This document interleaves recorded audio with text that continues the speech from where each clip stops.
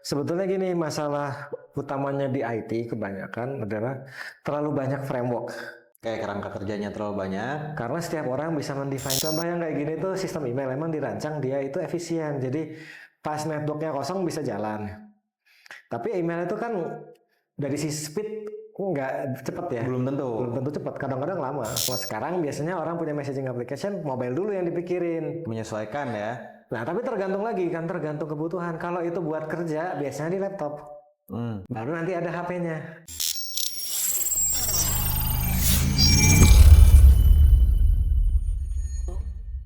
Halo dan selamat datang lagi di SV Talks with Expert to the Next Level. Sekarang kita ada di episode 23. Ini ada sedikit hubungannya dengan episode sebelumnya. Sebelumnya kan kita ngomongin terkait performance and load testing.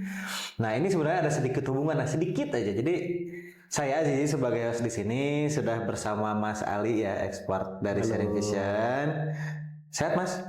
Alhamdulillah hari ini sehat. Alhamdulillah sehat. Oke, baik. Nah, topik kali ini yaitu application quality management. Manajemen kualitas. Nah, langsung aja ya.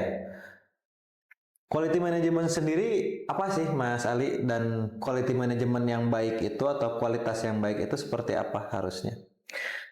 Ya, jadi sebetulnya kalau kita ngomong aplikasi ya, bisa kita bayangkan, saya senangnya kalau ngebayangin itu kalau kita makan. Makan kan fungsi makan itu sebetulnya cuma kita dapat energi gitu. Tapi kenapa kita makan di luar cari yang enak? Jadi di situ bisa kita bayangkan kita punya aplikasi di HP. Fungsinya mungkin sama-sama sama-sama melakukan sesuatu gitu. Misalnya apa ya? Misalnya kita punya checklist gitu apa yang harus kita lakukan. Tapi kenapa kita milih aplikasi A bukan aplikasi B?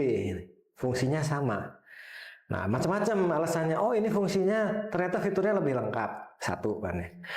Yang kedua, oh ternyata yang ini jarang error. Oh, ternyata yang ini lebih cantik tampilannya. Yang ini sakit mata kalau lihat gitu ya. Nah, itu semua sebetulnya ketika kita memakai sesuatu di sini dalam hal ini aplikasi, software, kita melihat kualitasnya sehingga kita puas menggunakannya, mencapai tujuan kita gitu sebetulnya. Berarti kualitas bagus ini tidak terbatas pada hal objektif ya, ada subjektifnya juga tergantung penggunanya mungkin ya anggapnya atau konsumennya atau inilah end user. Nah, baik. Nah, di sini kan kita harus ada mengelola kualitasnya tersebut supaya baik tersebut. Nah, quality management ini untuk memastikan kualitasnya bagus ini apa sebenarnya? Seperti apa? Jadi sebetulnya gini, secara project management itu ada namanya SDLC dalam pengembangan aplikasi. Jadi ada proses secara umumnya ya. Kalau teman-teman yang biasa di industri lain itu ada Six Sigma dan sebagainya. Di sini proses di aplikasi sudah define adalah SDLC. SDLC ini ada yang bentuknya waterfall, ada yang bentuknya agile. Nah, di dalam SDLC ini kita perlu mengelola kualitas. Ada framework bagaimana kita melihat kualitas aplikasi. Nah, ini yang secara historical pertama dari yang terkenal itu ada yang namanya McCall. Nah, saya sudah lihatin McCall di sini. McCall belok. Nah, McCall itu ternyata tahun 1977 udah tua juga ya dia bikinnya. Bahkan sini generasi software, generasi masih mainframe dan lain-lain. Dia bilang sebetulnya aplikasi yang baik, software yang baik itu harus mendukung punya kualitas di 3 hal ini. Aplikasi itu software pasti berkembang. Jadi ada di sini product revision. Saya ambil kiri atas dulu lah yang dari daur hidup aplikasi itu nggak kita pakai cuma setahun kan. Teman-teman mungkin sekarang ngamatin pakai WA update terus ya. Ya, tiba-tiba ada story, tiba-tiba ada komunitas, dan lain-lain. Nah, itu di sini kurang lebih bagaimana setiap kali ada revisi produk, ada perkembangan, dia itu bisa direvisi dengan gampang, maintainability, flexibility, sama bisa dites dengan gampang, nggak error lah. Kalau ada aplikasi yang tiap kali ada update error, ya game-game sering gitu ya, tiap kali ada update Sering, banyak saya main error. game sering ada errornya. Nah, itu game itu yang problem paling utama memang di testability karena kompleks gitu. Maintainability juga mungkin komponennya banyak, dia pakai engine dan lain-lain. Nah, kemudian ada product transition. Product transition ini masalah dukungan software ini terhadap berbagai macam misalnya jenis HP, portability. Kemudian kalau kita ngomong di sini ada reusability. Kalau misalnya kita buat game tadi ya, misalnya kita tahu game racing salah satu yang terkenal zaman dulu Codemaster. Dia punya game engine yang bisa buat game racing, racing rally, ada game racing F1, game racing lain lagi. Terus tiba-tiba ada game tank di sini. Nah itu dia reuse, jadi Ya. gampang lah bikin. Kemudian interoperability, dia diintegrasikan ke Steam, diintegrasikan ke sistemnya. Oh, kalau dari sekarang ini PES. sering ada yang cross platform itu ya. Cross platform di portability, tapi Oh, di interoperability kan misalnya dia bisa diintegrasikan sama Friend list-nya misal, friend list-nya ke Steam. dari sistem, atau kalau di Switch kan ada, di konsol-konsol kan ada sekarang ya online-nya. Nah itu masalah interoperability gampang nggak? Di mobile banking saya bayar pajak. Bayar pajak, integrasi sama sosial media, habis bayar pajak bisa, oh saya udah bayar pajak langsung share gitu ya. Langsung share di Facebook. Nah itu yang masalah ke sana. Jadi kalau yang susah untuk interoperability, susah nanti ngasih integrasi-integrasi lah gitu dengan lain-lain. Sendirian aja dia. Itu. Nah di bawah ada product operation. Apakah mudah dioperate? Apakah mudah digunakan? Contohnya correctness, fungsinya bener apa enggak? Ya, Ya kalau ada kalkulator 1 tambah 1 sama dengan 3 ditinggal orang. nggak sesuai. Nah Ya. itu di situ. Reliability, presisinya, reliable. Mungkin 1 tambah 1 sekarang oke, tapi kalau pas lagi rame, ya kalau game lah contoh paling gampang ya. Atau jangan game, nanti ngatain game. Inilah. Restoran, pas lagi rame rasanya nggak enak, nah itu nggak reliable. Nggak reliable. Udah kebayang-bayang saya mau beli apa, misalnya sekarang lagi rame teman-teman apa, rahang tuna. Pingin rahang tuna datang. Rahang tuna. Rahang tuna. Oh rahang tuna. Rahang tuna, rahang ikan. Nah, kebayang-bayang di restoran A rasanya enak banget. Pas datang lagi rame, keasinan apa namanya, biasa kan dikasih bumbunya itu kelebihan 2 kali. Kurang matang. Nah gitu. Itu reliability. Usability itu kemudahan, pakailah. Udah sering ya teman-teman, kalau ada yang tampilannya jelek, usability-nya jelek. Integrity ini masalah kontrol terhadap data. Termasuk misalnya ya kebocoran data ya. Kita baru dengar ada AI baru Cina itu ya yang terkenal, tiba-tiba ada data bocor. Nah itu masalah di integrity lah. Dan terakhir ada efisiensi. Efisiensi ini terkait kita punya, ya misalnya kita punya RTX paling baru, main game paling baru, lambat juga. Nah itu berarti nggak bagus efisiensinya. Ya, atau Nah ini tahun 97. atau cepat tapi watt-nya 1000 watt. Wah, Nah, bingung kita langsung ya. Di VGA bayangan-bayangan di listrik rumah 900, tiba-tiba VGA-nya 1000 watt. VGA-nya doang. Tapi ini bukan yang terbaru, nanti ada yang terbaru. Oh, ada yang terbaru. Nah, ini update-nya seperti apa nih, Mas? Kabar-kabarnya kan sekarang tuh kan segalanya tuh anggap nih di IT itu kan kita sering kali pakai ISO tuh. Ya.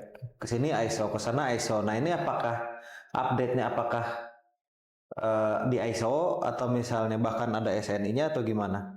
Nah, sebetulnya gini, masalah utamanya di IT kebanyakan adalah terlalu banyak framework.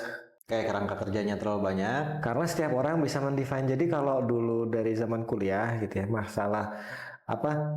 Mungkin teman-teman juga ngalamin dari kuliah masalah ini termasuk yang pendahulu awal. Terus kalau sekarang itu kita mau ngacu kemana? Banyak banget sudut pandang ini. Nah, kita mencoba melihat dari ISO. ISO itu mencoba menstandarkan. Ada beberapa effort dari ISO yang mungkin kita bisa pelajari. Tapi sekali lagi kalau di dunia IT ini semua tidak jadi patokan pasti gitu. Karena setiap perusahaan bisa ngambil standar yang beda. Ini supaya gambaran aja buat teman-teman semua yang lihat online juga ya di YouTube. Jadi ini ada yang dari ISO 29148 dan nanti ada ISO 25000 terkait dengan software product quality. Nah, jadi kalau dari perkembangannya dari sana, ternyata dari sisi correctness itu dikembangkan jadi fungsional di sini.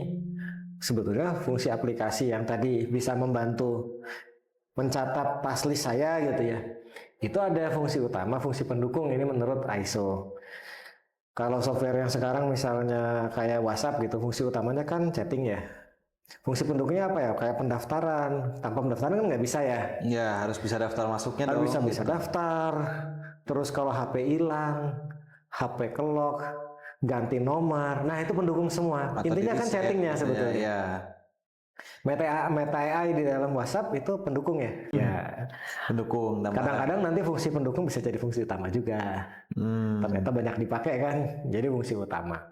Ada juga non fungsional yang tadi yang diceritakan di sana kayak maintainability dan sebagainya sering disebut sekarang requirement fungsional. Nah, kalau dari ISO ini yang 29148 yang namanya software berkualitas adalah yang memenuhi requirement, gampangannya gitu. Requirementnya ini semua. Tapi ternyata tidak cukup seperti itu. Ada ISO lebih baru di 25000 ini software software ya istilah software quality requirement and evaluation. Bagaimana kita mengevaluasi kualitasnya. Jadi ada beberapa hal di sini, product quality sama quality in use. Itu di sini. Nah, tapi bisa kita lihat lagi di sini perkembangannya sebetulnya intinya kembali ke sana. Di situ ada reliability, speed. Ini lebih lanjutnya dari efisiensi ya. Efisien buat apa sih? Biar lebih speednya lebih cepat. Jadi bisa dibagi ada speed, optimal usage of resource, scalability. Misalnya kita software kayak software WhatsApp pasti ada sisi servernya kan ya. Server cukup nggak dia buat sekian juta orang atau miliar orang. Nah, scalability bukan hanya memanfaatkan dengan optimal, tapi bisa melayani banyak dengan kecepatan tertentu ya. Masa kita, oke, ini efisien, tapi pesan kita nyampainya lama. Oke, efisien tapi kurang gimana? Kurang efektif, kurang cepat ya, beda ya. Speednya lambat. Tapi efisien. Secara resource mungkin efisien. Tapi dia speed bisa memanfaatkan untuk usernya. Iya, lama. Terima kasih. Contoh yang kayak gini tuh sistem email emang dirancang dia itu efisien. Jadi pas networknya kosong bisa jalan. Tapi email itu kan dari sisi speed nggak cepat ya. Belum tentu cepat. Kadang-kadang lama. Ya kalau antrian banyak tuh, kalau saya lagi emailan dengan klien di sana lagi rame, kadang 2 jam baru masuk masalahnya. Dan itu memang secara sistem dirancang memang tidak speed itu cepat. tidak dia tapi reliable. Oh, yang penting nyala terus. Yang penting bisa terkirim. Tapi kecepatan tidak dijamin secara sistem ya. Tapi pada kenyataannya sebagian besar cepat kan gitu ya. Ya mungkin model ngantri gitu di ini aja sistemnya dikencengin gitu ya. Ya kalau pas cepat, tapi nggak ada sebetulnya jaminan di speed. Baik, berarti tidak sekedar ini ya, tidak sekedar aplikasi ini fungsinya sudah sesuai atau belum. Ya. Jadi selain fungsional tuh masih banyak lagi yang perlu dipertimbangkan ya dalam ini. Jadi yang di situ sebetulnya kalau kita lihat di ISO 25000 ini ada ya. Ini pembagiannya lah, ini ISO 25000 ada beberapa bagian, silahkanlah dilihat sendiri. Saya ingin membahas lebih banyak ke ininya, isinya yang di sini ya, quality model konsepnya ya. Jadi sebetulnya tadi yang disebut di ISO sebelumnya ya 29148 yang sebelumnya. Angkanya saya juga nggak pernah hafal. 948. Ini enak 25.000. Langsung family gitu ya, satu keluarga. Jadi sebetulnya yang tadi itu dimasukin di sini, requirement tuh di sini, quality requirement. Quality requirement ini ada 2 hal nih, dia bisa objektifnya apa dan penggunaannya akan seperti apa konteksnya. Jadi 2 ini ya. Jadi sebetulnya quality requirement ini tidak kondisional, tidak bebas dari konteks, jadi kondisional. Konteks tertentu dia tepat, konteks lain mungkin tidak tepat. Jadi perlu dipahami di sana. Nah, di sini targetnya siapa? Tadi kalau misalnya targetnya adalah pengguna umum atau target administrator dan lain-lain bisa beda banget ini. Nah, nanti bukan hanya dia memenuhi requirement, tapi objektif ini diukur. Jadi kalau gampangannya gini, biasanya kalau kita membahas requirement saja terjebak requirement terpenuhi atau tidak checklist ini. Kalau pengukuran kualitas ini tidak 0 atau 1, tidak checklist. Dan ini relatif tergantung konteks of use-nya. Bisa berubah. Gitu. Nah, ini kurang lebih akan seperti ini. Nah, di ISO 25000 sendiri, dia untuk quality objektif, dia mempunyai model. Nah, cuma masing-masing ini yang warna biru, warna kuning ini bisa diterapkan terpisah menurut dari ISO 25000. Bisa jadi kita ambil quality modelnya aja, nggak ngambil cara pengukuran. Bisa jadi ngambil pengukurannya saja. Biasanya gitu ya nanti dalam penerapannya. Cuma ini kalau mau lengkap seperti ini. Jadi dia punya quality model, kurang lebih seperti yang tadi pembagian McCall dan sebagainya. Itu quality model. Dan ini bagaimana mengukurnya. Nanti ada di bawahnya lagi, nah quality modelnya ini gitu. Perlu dijelasin nggak Mas Azizi? Detail juga ya Mas. Tapi inilah ya, mungkin ini bisa kita melanjutkan di sesi berikutnya ya, quality model dan target entities ini. Seperti apa yang nanti kita dalami lagi ya teman-teman. Mungkin kita kembali dulu ke yang tadi Mas Ali. Ya. Berarti ini secara dari awal juga dilihat bahwa stakeholder quality goals and needs dari awalnya banget orang yang terlibatnya, entah si bosnya mungkin atau usernya, itu kualitas tuh emang didefine oleh orang terkait gitu ya, misalnya user terkait atau enggak, bukan ada pakem umumnya gitu, enggak ya, tapi pakem umumnya itu ada beberapa framework yang secara umum orang pakai untuk memastikan kualitas yang diinginkan oleh saya misal nih. Jadi kualitas tuh anggap saya ada kebutuhan, tapi ada keinginan saya juga dong di situ gitu ya berarti ya, atau gimana? Makanya gini, kita di situ kalau dari sini kan ada quality goal and need. Biasanya diturunkan dari kebutuhan bisnis. Oke, dari kebutuhan bisnis. Dari kebutuhan bisnis. Jadi misalnya kita bayangkan, mau bayangkan apa ya? Tadi yang beberapa yang dicontohkan. Misalnya jadi yang WhatsApp gitu ya, WhatsApp, atau kita mau bikin messaging application. Stakeholdernya tentu pertama pasti Pemilik. orang bisnis lah ya. Oke. Ya mau pemilik atau apa yang mendefine bisnis. Sebetulnya kita ceruk pasar yang dikejar apa, messaging kita dibandingkan yang lain seperti apa. Dari situ stakeholder kedua apa ya? Tentu end user. End user ini diwakili siapa gitu yang mendefine. Bisa jadi tidak diwakili siapa-siapa tapi pakai survei dan sebagainya. Nah, tapi sekali lagi dari quality goal dan need ini kita terus ke bawah ini derive. Jadi menurunkan. Dalam menurunkan ini ada di situ best practice, ada di situ kebiasaan orang. Jadi kebutuhan kita seperti apa kadang-kadang kan ya karena zaman sekarang kita pakai HP dan sebagainya, bikin messaging nggak bisa pakai laptop dong. Pasti aplikasinya langsung ya kita masalah tadi ya kalau bahasanya Macro portability. Orang langsung mikirin HP. HP buat messaging ngapain masuk ke laptop? Kalau dulu mungkin 20 tahun lalu oke laptop. Iya. Sekarang enggak, 20 tahun lalu juga udah ada SMS ya. Kalau dulu Yahoo Messenger itu masih di laptop lah. Bikinnya laptop dulu, baru keluar di HP, smartphone waktu itu. Smartphone, oke. Nah, sekarang biasanya orang punya messaging application, mobile dulu yang dipikirin. Menyesuaikan ya. Nah, tapi tergantung lagi kan, tergantung kebutuhan. Kalau itu buat kerja, biasanya di laptop.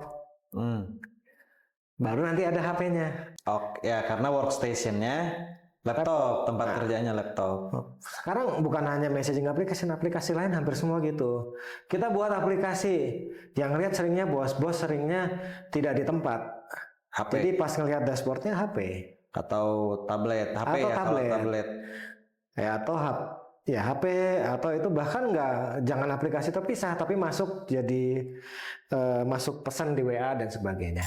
Nah, tapi itu diturunkan jadi nggak semuanya pasti bisa kita define tapi harus tahu sekarang itu penggunaan aplikasi seperti ini seperti apa? Jadi derive kondisional terhadap konteks of use. Nanti dikuantifikasi menjadi quality objective. Target-target kualitas. Iya, yang nanti kalau masuk ke dokumen requirement biasanya sudah ini. Jadi ada quality objective. Di atas itu need-nya. Sekarang banyak banget bentuk ya dari sisi kita belum ngomong bentuk penyusunan requirement-nya ya, tapi ini kalau dari ISO 25000 enak ini. Model kita menyusunnya lebih clear itu, ada stakeholder quality need, ada requirement, ada kuantifikasinya sebagai quality objective di sebelah tengah ini. Tahap-tahap untuk kita bilang bahwa kualitas tuh ini, misal di episode sebelumnya ya, episode 22 teman-teman. 22 ya tadi? Yang sebelum ini 23 ya. Oke. Sebelumnya itu kan Pak Okta bilang performa, target. Nah, target performa berapa? Ini kan tadi ada tuh masalah speed, masalah ini.